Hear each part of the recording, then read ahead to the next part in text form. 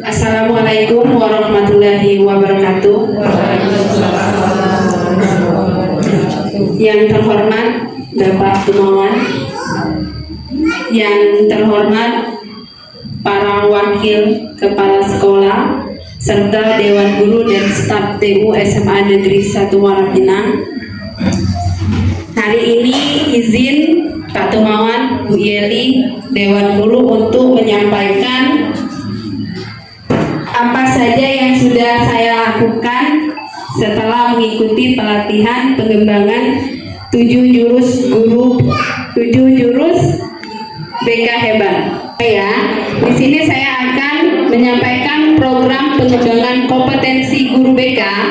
Nah, di sini upaya pemerintah untuk meningkatkan pengetahuan dan keterampilan guru BK dalam mendampingi siswa.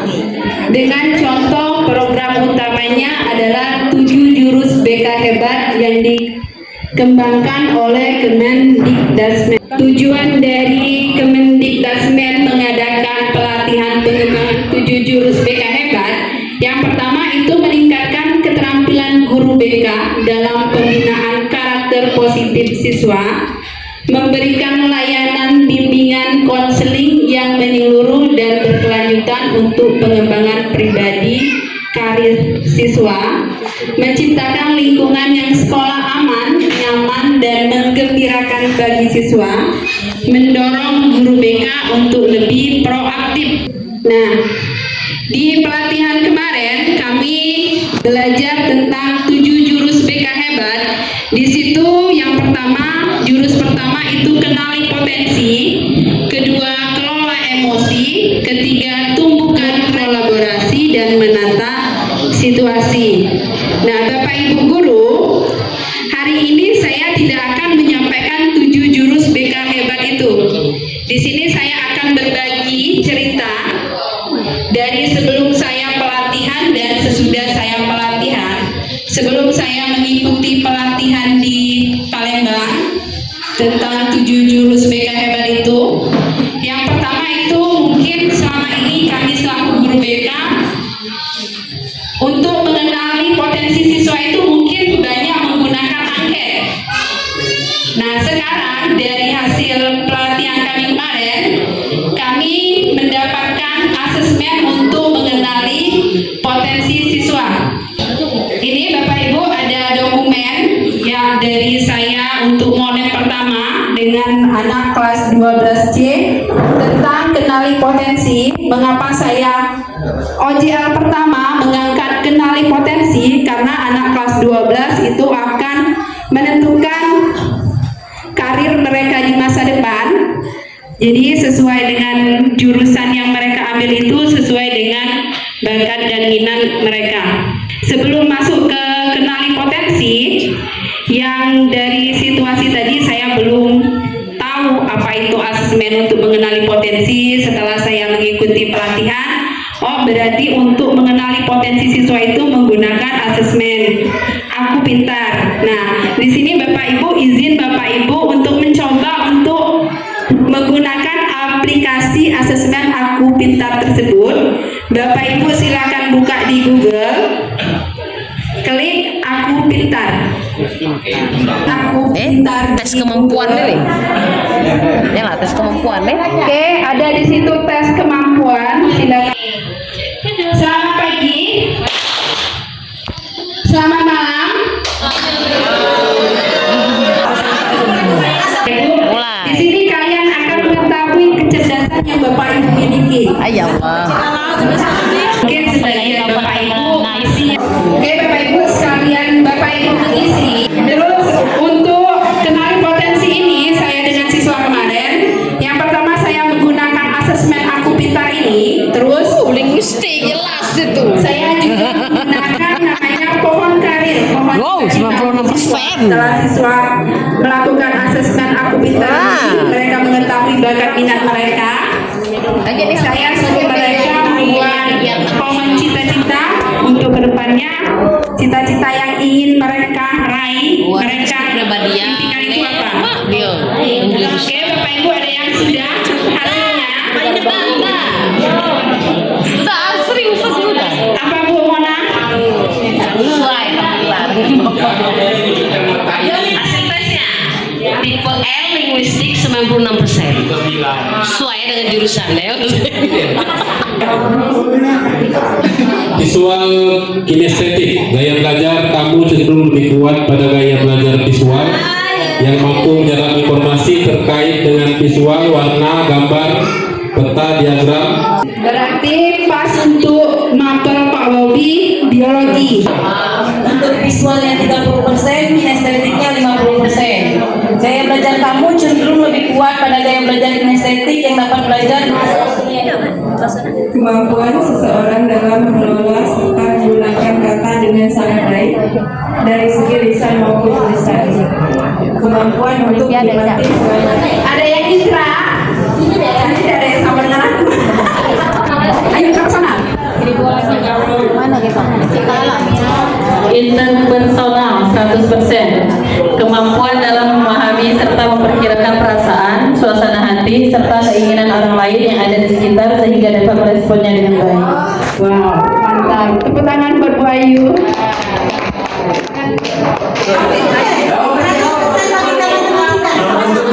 Oke, terima kasih Bu Nurlena. Berarti sesuai dengan mapel yang Ibu ampu, berarti matematika sesuai dengan kemampuan.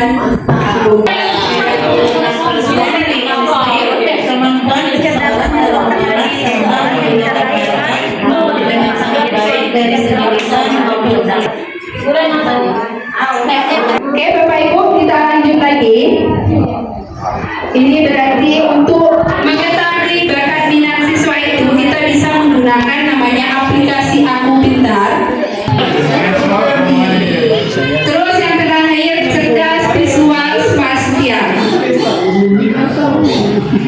Ini Bapak Ibu, mungkin Bapak Ibu lebih paham daripada saya, lebih mengerti daripada saya bahwa gaya belajar itu mempunyai ada 3 macam. Ada gaya belajar visual, auditori, atau gaya belajar kines. Nah ini Bapak Ibu, kita selaku guru, kita harus mengetahui dulu gaya belajar siswa biar strategi belajar mereka itu sesuai, biar mereka mampu menangkap apa yang kita sampaikan. Semua guru boleh menggunakan aplikasi Aku Pintar tadi untuk mengetahui kecerdasan siswa. Terus ada namanya mengenali 3 gaya belajar. Ada gaya belajar visual, auditori, dan gaya belajar kinestetik. Ini tidak usah saya bacakan. Terus yang OJL kedua kemarin saya juga mengangkat jurus ketiga, yaitu tumbuhkan resiliensi kepada kelas 12D yang langsung dimonek oleh Bapak Temawan. Mengapa saya mengangkat tumbuhkan resiliensi ini kepada anak kelas 12? Karena mereka akan memasuki dunia yang sebenarnya, akan ada namanya tantangan ke depan. Tumbuhkan resiliensi ini bagaimana cara seseorang bangkit dari keterpurukan, bagaimana seseorang itu mampu menghadapi tantangan-tantangan ke depannya. Nah, yang tumbuhkan resiliensi ini kemarin saya kepada siswa, sebelum saya mengikuti pelatihan saya belum mengerti apa itu tumbuhkan resiliensi. Bagaimana sih biar siswa itu punya pikiran sendiri untuk bangkit dari masalah mereka atau bangkit dari keterpurukan yang mereka alami. Terus ditumbuhkan resiliensi ini banyak hambatan yang saya lalui untuk dengan siswa kemarin. Yang pertama Bapak Ibu, hambatan yang saya lalui OJL kedua ini, 2 buah laptop, 2 buah infocus tidak bisa berfungsi sampai mungkin setengah jam. Kalau sebelum saya mengikuti pelatihan ini, mungkin saya sudah nangis, saya sudah down. Tapi setelah saya mengikuti pelatihan ini, tadi ada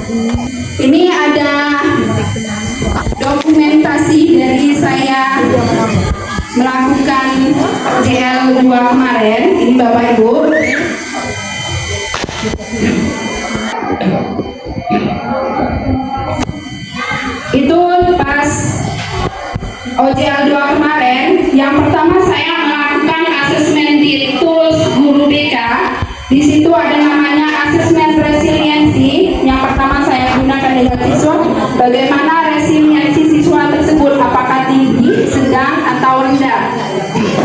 Sesudah asesmen resiliensi, kemarin saya membuat sebuah game kepada siswa. Itu ada namanya game membuat menara buat setinggi mungkin dan sekokoh mungkin. Akan ada angin kalau seandainya menara itu kokoh, menara itu roboh, bagaimana perasaan mereka. Nah, di sini saya akan meminta kepada Dewan Guru untuk menceritakan. Mungkin selama ini Bapak Ibu Dewan Guru pernah mengalami masalah. Bagaimana masalah itu membuat kita jatuh, terus apakah kita akan terpuruk dari masalah itu tersebut, atau kita akan bangkit dari atau keluar dari permasalahan yang kita hadapi. Ada yang Bapak Ibu ingin bercerita? Perkenalkan, nama saya Ritalia. Baiklah, di sini saya akan menceritakan sedikit tentang masalah pribadi saya. Mungkin teman-teman guru tahu, saya ini rumah biasanya. Dan pada akhirnya saya belajar sabar, bersabar. Alhamdulillah di sekolah itu didukung oleh teman-teman dan banyak siswa. Sama itu saya lawan dan saya berpikir itu buat dosa baik. Dan sekarang ini alhamdulillah saya sudah berusaha kuat, sabar dan terus ikhtiar. Nah, itu banyak sekali masalah, salah satunya berkelahi, dan saya berusaha tetap sabar bahkan dibantu teman-teman yang lain untuk menanggapi semua ini. Pengalaman saya di akhir. Wassalamualaikum warahmatullahi wabarakatuh. Nah, kita beri tepuk tangan dulu buat guru kalian. Oke, jadi Ibu Ritalia menceritakan permasalahan di keluarga Ibu Ritalia. Mungkin Ibu Ritalia mikir, kok Tuhan gak adil dengan saya. Sampai mungkin Ibu Ritalia hampir depresi, mungkin tidak ingin keluar rumah. Tapi setelah Ibu Ritalia merubah pola pikir dari mindset ke growth mindset, Ibu Ritalia, oh berarti mungkin ini sudah takdir saya. Berarti tumbuhan resiliensi di dalam diri Ibu Ritalia itu sudah ada. Nah, tadi ada namanya permasalahan dengan siswa. Nanti di situ kita akan bahas di kolaborasi. Bagaimana cara kita berkolaborasi dengan sesama guru untuk mengatasi permasalahan siswa. Itu nanti kita bahas di kolaborasi. Dari permasalahan Ibu Ritalia tadi, berarti bisa kita ambil hikmah, bisa kita ambil pelajaran bahwa Tuhan itu mungkin terlalu sayang kepada kita sehingga kita diberikan ujian. Itu bentuk kasih sayang Allah kepada kita, Ibu Ritalia. Nah, dengan siswa kemarin saya juga meminta pengalaman. Terus yang terakhir di situ saya dengan siswa itu meminta bagaimana kalimat versi bangkit kalian menggunakan staikinor. Nah, sebelum saya masuk ke situ, ini juga ada dokumentasi dari kami Tumbukan Resiliensi di kelas 12D kemarin. Itu saat mereka mengisi asesmen resiliensi, itu hasilnya hasil tes resiliensi 105 tinggi, alhamdulillah anak kita. Nah, itu ada game menara. Mereka buat kelompok, membuat game menara. Kan resiliensi itu membantu siswa menerima dan bangkit dari kegagalan. Kalau tak lebih bahas yang masalah tumbukan resiliensi ini tidak cukup dalam waktu 1 hari. Sebenarnya ini menurut saya materi yang penting setelah, menurut pribadi saya, setelah kelola emosi ke tumbukan resiliensi. Ini yang sangat berkesan bagi saya untuk materi yang 7 jurus BK hebat itu. Ini Bapak Ibu yang saya bilang tadi, bahwa kunci untuk kita menumbuhkan resiliensi di dalam diri kita itu kita harus merubah pemikiran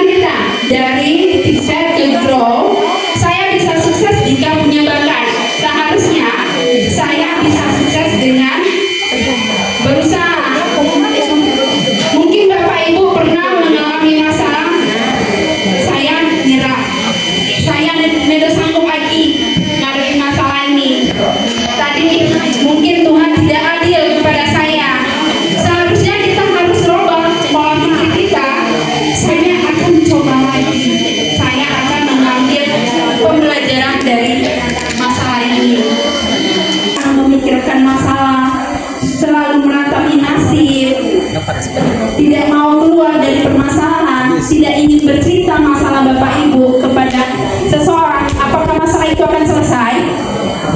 Mungkin kita akan tambah stres, depresi, pusing, mah kambuh, darah tinggi, kambuh, kolesterol, kan penyakit. Nah, tapi setelah kita merubah pola pikir kita bercerita dengan seseorang yang mungkin kita percaya, nah, kita akan berpikir solusi apa sih yang bisa saya upayakan dari sharing dengan teman. Mungkin teman bisa memberikan masukan, oh seharusnya kamu begini, gitu ya Bapak Ibu.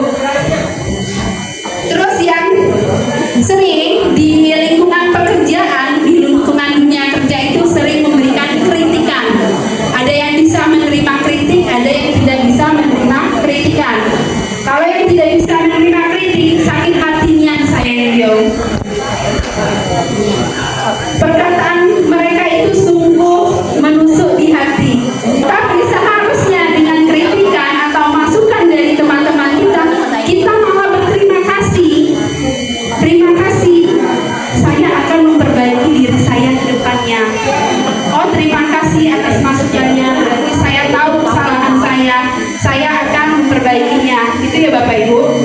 Pujian itu biasanya menghancurkan resiliensi. Mungkin Bapak Ibu dengan siswa, dengan anak Bapak Ibu sendiri, Bapak Ibu salah kaprah antara pujian sama dukungan. Mereka besar hati.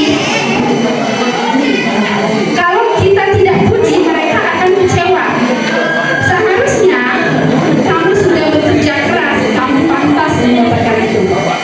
Diri kita, karena itu akan menghancurkan mereka, kita akan memberikan dukungan yang sekarang Bapak Ibu kan mempunyai anak. Terus kalau seandainya sudah pembagian rapor, anak kalian mendapatkan juara, anak kalian menang di rumah. Oh iya, Bapak bangga nih dengan kamu, Bapak bangga dengan kamu ingin hadir rapor. Sebenarnya itu tidak boleh, Bu.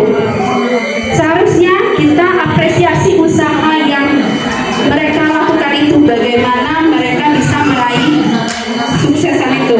Di situ ada apresiasi, koreksi, apresiasi. Diawali dengan apresiasi dulu. Itu ada namanya tegas, tidak lembut.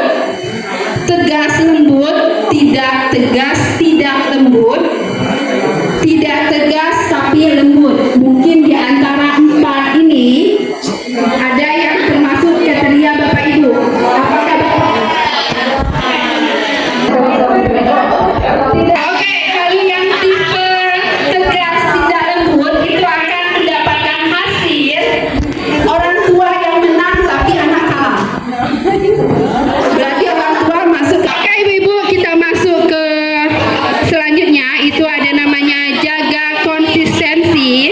Jaga konsistensi ini berarti mempertahankan keadaan atau perilaku yang sama secara terus-menerus tanpa perubahan yang signifikan atau penyimpangan dari standar yang telah ditetapkan.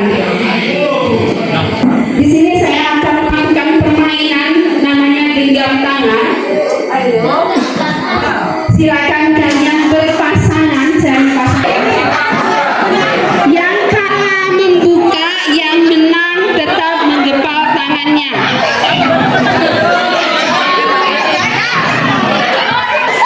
Paksa.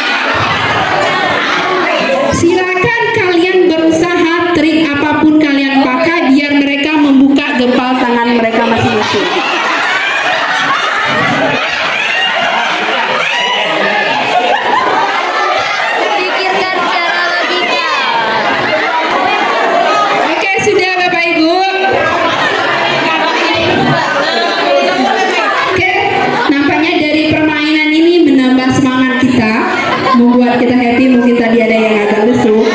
Nah, dan Bapak Ibu, dari permainan yang pertama tadi, ada yang terbuka depan kawannya, temannya. Ada? Oke. Sama siap. Jelas terbuka lah ya. Saya kan orangnya strong, sedangkan dia lembut. Oke, yang permainan kedua tadi kita tanpa menyentuh teman kita atau lawan kita. Ada yang terbuka? Hah? Ibu Rulita Lia kan orangnya lembut, jadi baru ditatap dengan senyum, ketawa langsung ketawa duluan. Oke, Bapak Ibu, terima kasih. Itu kita samakan dengan siswa Bapak Ibu. Kalau siswa kita paksa, semakin kita paksa maka semakin dia memberontak. Nah, dengan yang kedua tadi, bagaimana cara triknya biar mereka terbuka? Berarti dengan pendekatan mereka bisa luluh. Nah, jangan terlambat. Minggu depan kan terlambat, karena otak kita itu Bapak Ibu, perintah diabaikan, larangan dilaksanakan. Sering mungkin kita dengan siswa jangan kata-kata jangan, terus kita punya anak di rumah, nah jangan nakal, tahu-tahu nakal. Nah, belagu kata Ibu Rika. Jadi Bapak Ibu, seharusnya kita rubah cara ngomong kita, jangan dengan kata-kata jangan. Kalau dengan kata-kata jangan, mereka tertantang ingin melanggar. Itu ya Bapak Ibu. Jaga konsistensi itu ada 10 tombol keajaiban.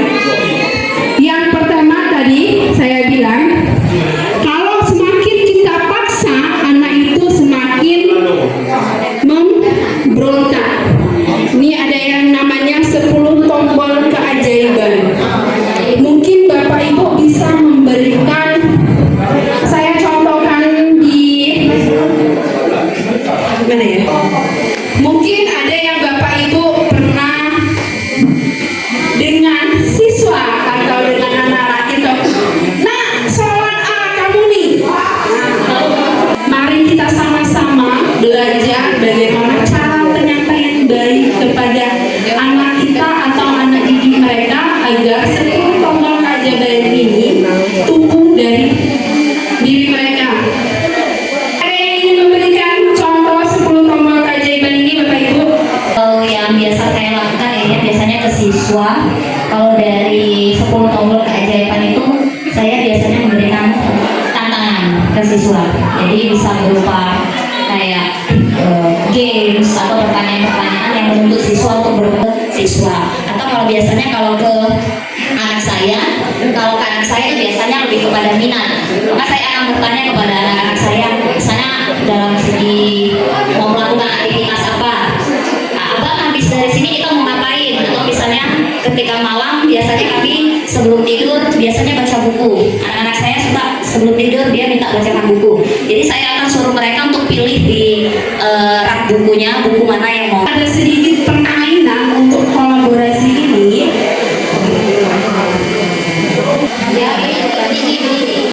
Bapak Ibu, berarti buat 3 kelompok ya Bapak Ibu ya.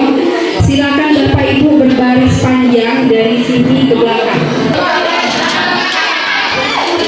Oke, ini kita anggapkan sebagai peserta didik. Yang depan ini kita anggapkan sebagai orang tua.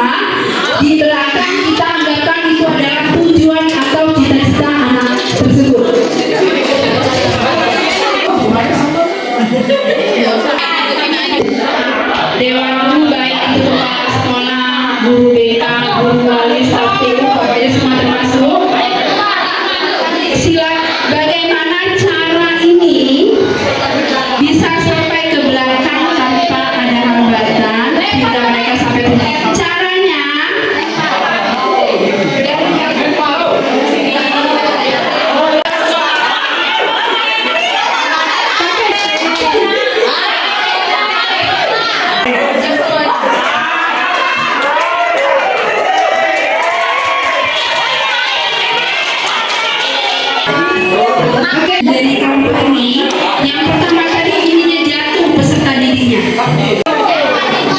Ya, yang pertama menyaksikan dengan saya jatuh.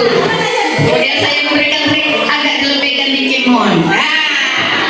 Lebih bisa. Jadi semuanya butuh. Dan ini kita dimulai dari tangan kanan. Jadi apabila tangan kanan yang depan dilepas, langsung pindah.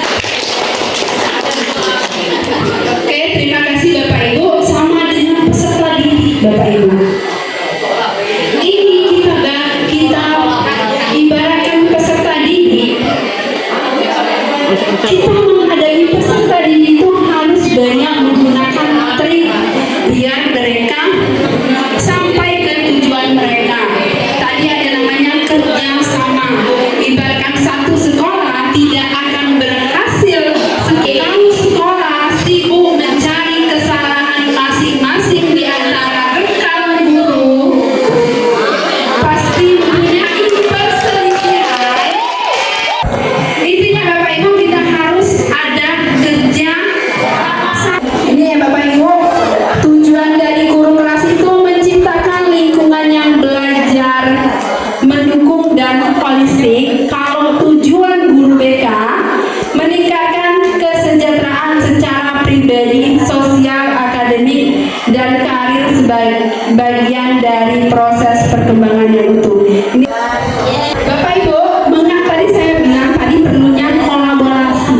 Mengapa perlu kolaborasi dalam penanganan masalah murid? Masalah itu berulang-ulang. Kriteria masalah murid ringan, sedang, berat.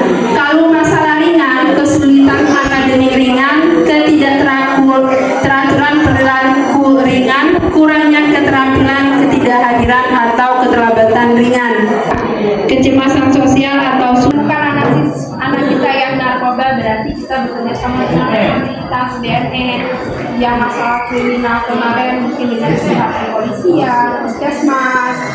Jadi kami belajar 7 jurus. Jadi ini bukan saya mengajari Bapak Ibu masalah 7 jurus. Ini kita sama-sama belajar.